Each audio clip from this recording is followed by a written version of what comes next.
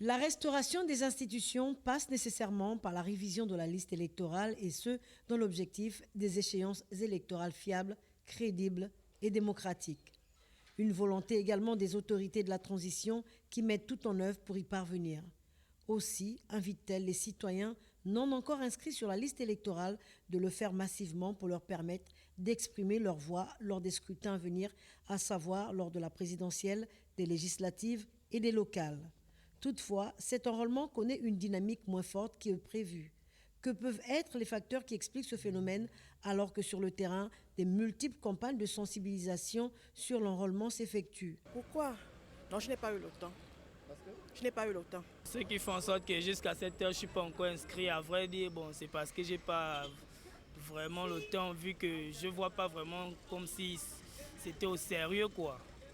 Ça ne m'a pas l'air d'être très actif dans les quartiers, parce qu'en ce moment, il n'y a pas assez de pression. D'encourager les uns aux autres d'aller se faire inscrire, comme moi déjà d'ailleurs. Il y a ceux qui attendent le dernier moment pour aller réviser les listes électorales.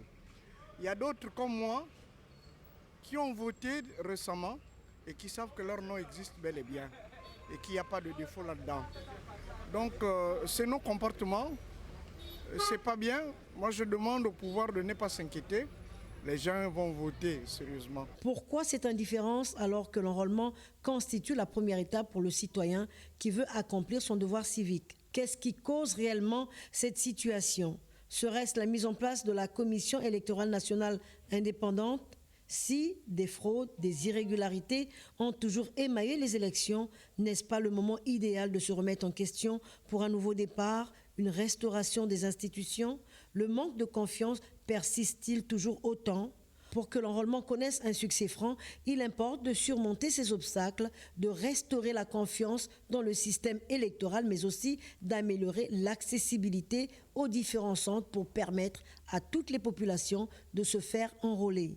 La prise en compte de ces enjeux s'impose donc pour éviter l'abstention au cours des prochaines élections.